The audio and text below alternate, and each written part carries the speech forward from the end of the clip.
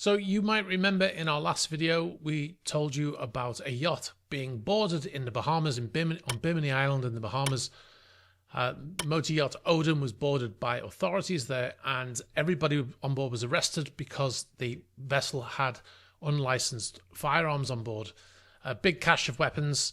And anyway, we're going to give you an update on that story. Now that they've already been into court and they've already given out a sentence, and the vessel has been actually spotted. One of our subscribers sent in some video footage here showing the vessel arriving back in Fort Lauderdale, I believe it is, and the vessel arrived back there under police escort, under a US police escort.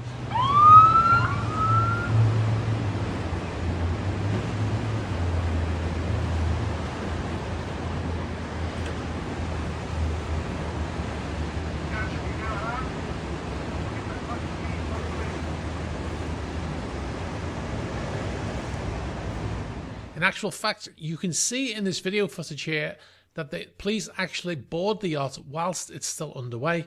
A number of police, I would say 7 or 8 police officers are on board there, and they came in on boats. Well, the yacht was still arriving into that location, and they boarded that vessel. I think they can be heard shouting something, and I've tried everything to try and enhance the audio to hear what they're saying, but couldn't quite make out what they're saying. But as you can see, boarded the vessel. Now, going back to what happened before the vessel managed to get back to the US, because I was surprised actually that it managed to return to the US so quickly. The owner of the vessel, his name is James Finkel. He's a 62-year-old former head of a US-based Finkel Steel, which is one of the world's largest steel companies. He was arrested on board. He was on board the vessel because we didn't know in the previous video whether the owner was on board or not. But he was on board and he was arrested. The police searched the yacht upon arrival, as we said in the last video. And it was at the Mega Marines Resort in Bimini.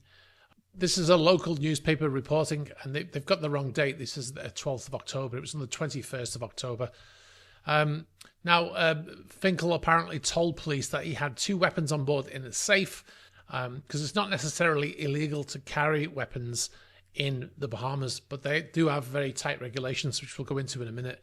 But when they searched, they found actually 8 weapons inside that safe, and with ammunition, and they also found another cache of firearms, which was in a closet on the vessel. So they did a search. Like I said in the last video, it was they were acting upon intelligence, which means somebody's tipped them off that he was arriving there with all of those weapons on board for whatever reasons that may be.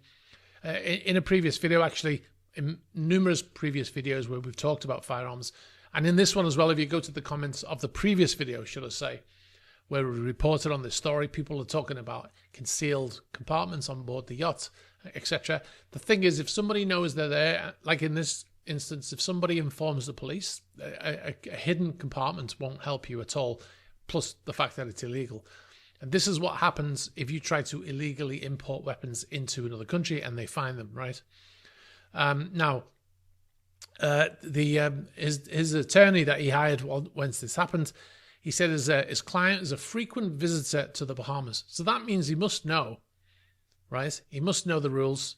He's a gun enthusiast, a firearm enthusiast. That's what the defense attorney described him as. So he knows the rules, right? In actual fact, we looked on a website, which is a US-based website, I believe, which is actually a gun website. The website's called gunzone.com. I think it's .com. Yeah. And it says, and the question is, are firearms allowed in the Bahamas? And basically, the short version is, it says, firearms, the short answer is generally no, with the very strict regulations and limited exceptions. It's illegal for tourists, which is what he is, and most residents to bring firearms to the Bahamas. Violations of Bahamian firearm laws carry severe penalties, including hefty fines, imprisonment, and firearm confiscation. So that's what it says. That's a gun website. Now, we're going to get into what the actual Bahamas law says about it shortly. Now, what they found on board, they found 10 pistols, including a number of semi-automatic pistols, an AR-15 300 rifle, an SR-556 rifle, a Remington bolt action rifle, and a 12-gauge shotgun and ammunition for all of those. So a lot of ammunition. So that's what they found on board. Now some of those are classed as high-powered weapons, and that's a law. That's a thing in law, right? So they don't just say that for the sake of it. And I'll explain that in a second. Now, as part of the plea agreement, Finkel pleaded guilty to 27 firearm-related charges before the magistrate Lennox Colby. These included 4 counts of possession of an unlicensed firearm with intent to supply, 7 counts of possession of ammunition with intent to supply, 2 counts of possession of an unlicensed firearm, 1 count of possession of an unlicensed shotgun, 7 counts of possession of ammunition, and 6 counts of possession, a component part of a firearm.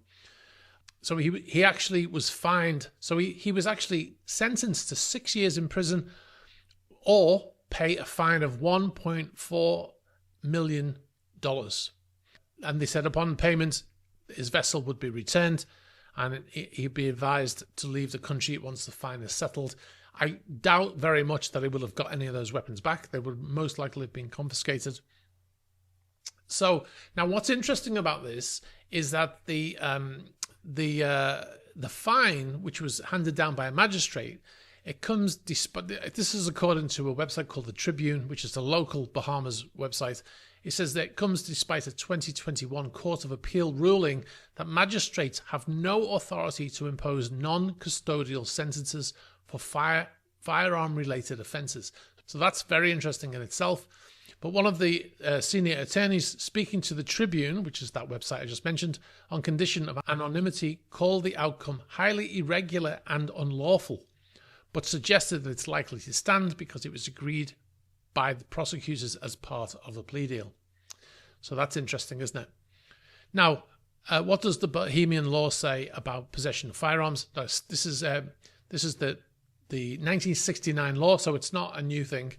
Section 15.2, any person who purchases, acquires, or has in his possession, uses or carries a gun without a license, therefore shall be liable to a conviction of on information, to imprisonment for a term being in the range of 10 to 15 years.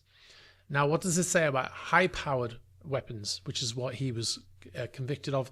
30A, it says a person who, without express permission of the licensing authority, manufactures, sells, transfers, purchases, exports, imports, transits, acquires, or has in his possession any high-powered firearm is defined in the Act, commits an offence and is liable on conviction to a term of imprisonment of 25 to life imprisonment. So that's pretty severe, isn't it? So that's what he could have got. And so he was very fortunate, I think. He was awarded 6 years in prison or a $1.4 million fine, right? So going back to that website that we just read from, the gunzone.com, it says there, Bahamas maintains a strict stance on firearm control. This policy is designed to maintain public safety and minimize gun violence on the islands. Bahamian laws concerning firearms are rigorously enforced, and understanding these regulations is crucial for anyone visiting or residing in the country. So I think regardless of how you feel about who should be allowed to own firearms, the laws are set in place, and Mr. Finkel arrived on the islands with all of these weapons which were unlicensed, and apparently it was with the intent to sell or to provide to other people on the island. So which is illegal importation, right? So I think he's very lucky to have got away with what he did. I find it a bit dubious that a court can offer a prison sentence or a large fine like that. That's the update. The vessel arrived back in Florida, like I said at the beginning of this video, and you could see that the police boarded it. Now, we don't know currently what the police boarded for. I would imagine they boarded for the same reasons as were boarded in the Bahamas. The police obviously would have been informed about what had happened down there, and they're probably going to do a massive search of that vessel now to make sure there are no other weapons on board.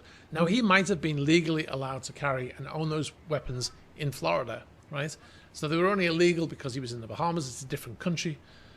It's also possible that he wasn't legally allowed to carry those weapons in the US either, right? You know, you have to register your weapons, I believe, in Florida as well. So if they were not registered in Florida, then he stands to get in trouble there as well. Now, if the Bahamian government gave back those weapons after, you know, they put him on his yacht and sent him away, and he arrives back in the US with those illegal weapons, then maybe they boarded for that reason. Now, if that was me, I would have just thrown them over the side on the way home. So, hi, thanks very much for watching this video.